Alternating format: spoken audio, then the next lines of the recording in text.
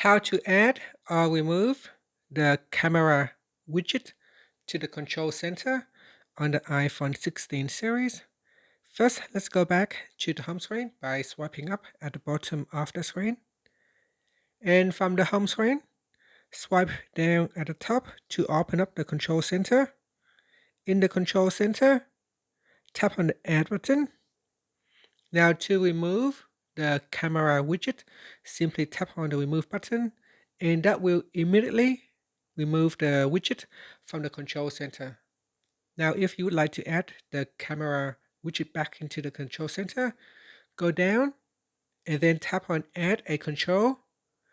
Next in the list here, you want to scroll down to the Capture section and then tap on the camera widget, and it will be added to the control center. And that's it. After that, you can tap anywhere on the control center on the screen here to save the changes, or you can just swipe up to go back to the home screen. And that's it. Thank you for watching this video. Please like and subscribe to my channel for more videos.